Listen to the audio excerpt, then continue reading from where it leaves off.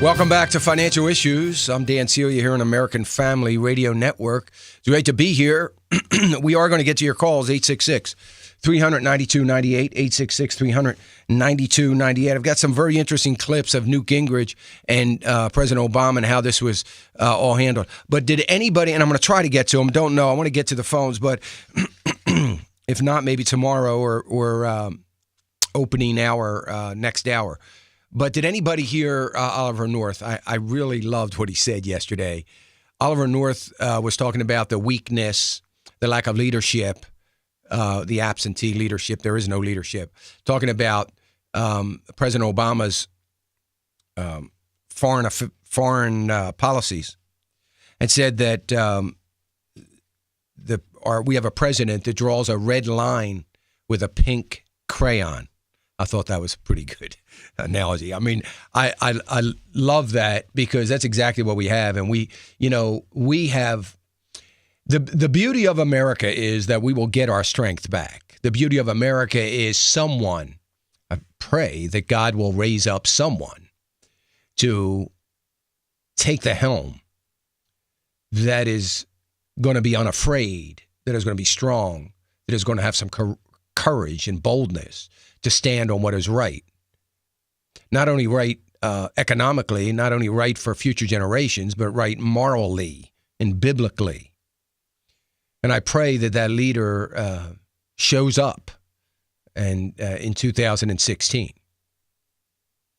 If not, we will, just like the economic situation, from our leadership deficit, get to a place and a point of no return. And what I mean by that is from a military might and from a credibility standpoint, we will become so weakened that we may never be able to play catch up if or when we should ever get someone of strength. So we need to pray that God's blessing would be upon this nation. At the same time that we pray that today would be the day that he returns. That would be the ideal situation. But some very, very interesting things. And when we see things that happen in Russia, you know what the real beauty of what has happened? And I maybe beauty obviously is not the right word, but the ideal scenario for us in America is to be able to have a situation like has happened in the last few days as another insight to the failed policy, the lack of leadership in our government and inability to lead and govern. It gives us an insight again into the failed ideology principles upon which this president and administration stands on. And that is the real beauty. I hope we take that away and that we're able to see that. But that's exactly what we have had the opportunity to see here. Just like the president's 2-year budget that he is submitting, which I will read, by the way, and I will read every page of it, because it's from the budgets that he's put forth that I've learned more about his ideology than pretty much anything else that he's ever done. So hopefully we'll see that and we'll get another glimpse at this president's ideology. Let's go to the phones, 866-300-9298. Let me go to Chuck. Chuck's calling us from Texas. Hey, Chuck. Hey, how you doing this morning? I didn't know if it would really matter or not, but I was going to tell you that I'd been looking for a job. I was laid off last year by the government, and but now they're offering a job back to me. But what they do is that no benefits at all, and they're forcing you to go through Obamacare and, of course, give all your information to whoever and so they can do it. But I just want to let you know that, that like some of the government is hiring, even if you're a veteran, they won't hire you as a permanent. But just the thing that bothered me was no benefits, and they telling you to go to healthcare.gov. Now, is this federal government, Chuck, or local? Federal government. Yeah, how about that? And that's the, not to digress from your question. I know you have a question, but, that's why this is nothing but a plan to have socialized medicine in this country. This is why we're headed to a single payer system. I mean, once, and I'll tell you, you're going to have unions and others stepping up to the same deal. Pension funds, local governments, state governments, and their pension funds, they're no longer going to pay for health care. They're just going to tell you to go on the exchange and get your health care. And that's why we're very quickly, I think I said some time ago, 4 to 5 years, we will be a single payer socialized medicine system. And it reminds me of something that I said on another program, another network on Saturday that was asked me to do an interview for 15 minutes. It ended up being 45 minutes talking about this healthcare system. I think that the GOP strategist, which I've been saying since 2007, are so pathetic. They all need to be fired. I think it's comical. They really are. I mean, anytime I want a good laugh, I just got to take a good look at the GOP strategists and what they're devising as a winning strategy.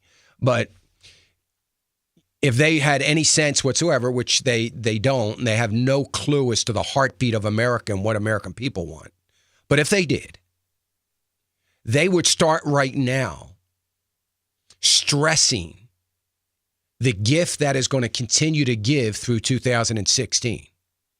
They wouldn't be talking about, this failed website, the expense that people are incurring, the lack, and I've been guilty of this too, the lack of discretionary income as a result of the higher cost of healthcare and so on and so forth. And they would focus all their attention from now to 2016 on nothing but quality of care issues. Nothing but it. That's all they would do. If they want more detail on it, feel free to call me. I know there's one GOP strategist that listens to this program regularly. Feel free to call me, and I'll give you some more detail. But if you want to win elections in 2016, stay focused on quality of care issues, because it is virtually impossible. It is not even anywhere near the realm of possibility that the quality of healthcare in this country is going to stay the same. It's impossible.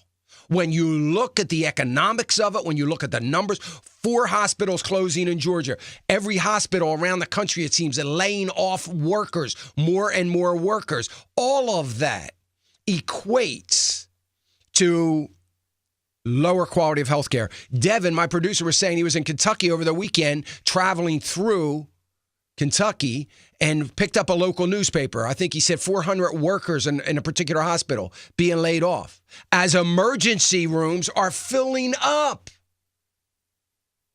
Do you mean to tell me that's not going to equate to quality of care issues? And that should be the thing that we focus on.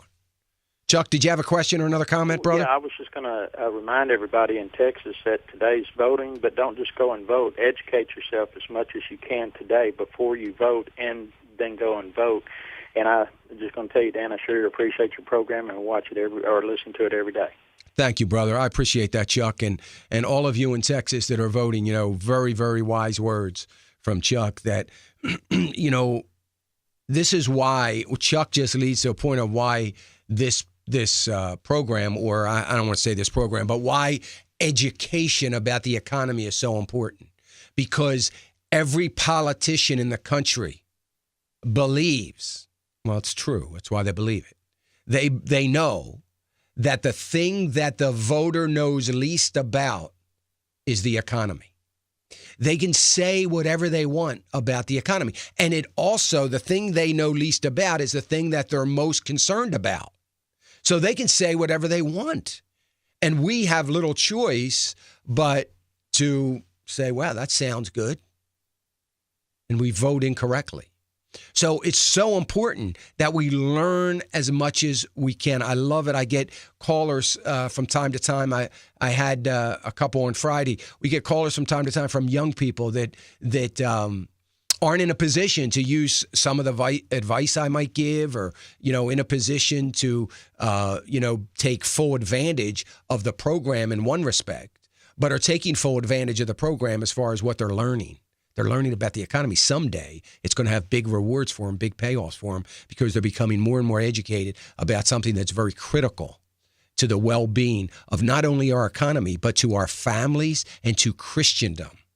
And I believe that with all my heart. Anyway, let me go to Mike. Mike's calling us from Georgia. Hey, Mike. Yes. Yes, sir.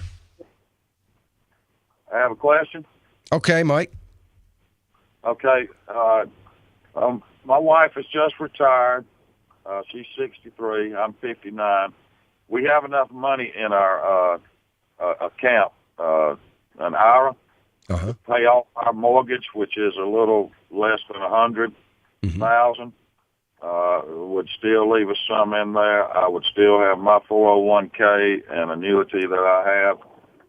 Would it be wise, bite the bullet tax-wise, take that enough money out and pay the mortgage off at one time? Well, here's the thing that you really got to think about. Yes, it's okay to do, because it's going to free up cash flow for you every month that you can then save. And as long as you're working, you're going to be able to continue to save at a pretty decent rate now that you don't have that mortgage to pay for. But here's the thing. You first have to kind of forget about that for a moment and work through in your mind, from an income standpoint, the day when both of you now are retired, both of you collecting Social Security and a pension or money from a 401k or whatever else you might have. Are you going to be okay as far as income goes? Do you feel as though that is income that is going to take you through your lifetime, and through both of your lifetimes, and be okay with?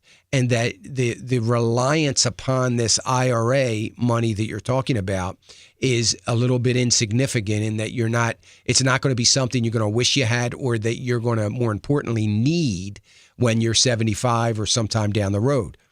If that's the case, then I would be okay with it. But if it isn't, then I would probably think a little bit harder about doing that. Does that make sense? I mean, that's what I want, because I don't want us to get caught up in the moment. I'm with you, Mike. Man, how good would it be, if you didn't have a mortgage payment? I mean, life would be better. Your standard of living would be better. You'd be able to save a little bit more money and so on. I mean, I get that, and I'm with you on that. But I want you to just try to think a little bit out of, this immediate, and think about, one of you at some point in time, according to statistics now at this point, they say once you're over 60, one of you is going to live to be 90. And so you need to think about your income when you're 75, when you're 80. You're still going to have the income that you need if you got to go visit a grandchild, if you want to go on a trip, and if you want to do these things. Think about that, because we tend not to do that, and it's really important. All right? Thanks, sir. I appreciate you. Thank you, Mike. I appreciate that. Yeah, great stuff. Let me go to, let's see how much time we have before I get there. Let's see if we can get to BB in Arkansas. By the way, 866-300-9298. Hi, BB. Hi, Dan. I have a question about paying off rental properties. Okay. Should I pay it off, or should I use the money to buy more rentals? Well, here's the thing, BB. That's a good question. If you can afford to pay them off, it's going to make you a whole lot stronger down the road. I would say, if I felt like the next 10 years we were into, or we were starting an economic boom in this country, I would tell you to buy more rental properties. But because of the uncertainty of that, because that it seems as possible to go into another recession, as it is to, maybe turn this thing around, I would probably elect at this point to say, pay off what you have, be debt free. That is going to free up an enormous amount of income, discretionary investment income for you. So it's going to make it a little bit easier to buy that next rental property. So it's going to make you a stronger investor in that. It's going to make you financially stronger and from a credit worthiness standpoint, a lot stronger as well. All right. All right? Thank you so much. You're welcome, Bibi. Thank you for the call. 866-300-9298. Let's go to Wanda in Texas. Hey, Wanda. Hi. Glad to speak to you and glad to hear y'all on the radio all the time. Thank you. I'm 70 years old. I just turned 70. And I am a kindergartner as far as understanding all this stuff. Mm-hmm. And I've got about $92,000 in investment. My home is paid for. I don't have any bills. Mm-hmm. Everything's paid for.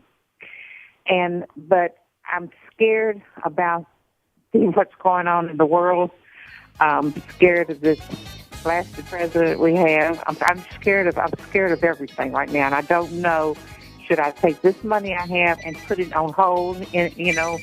With the company I'm with, just put it on something real safe. Just wait and see what's going to happen. Wanda, hang on. Wanda, hang on. We're gonna talk about that.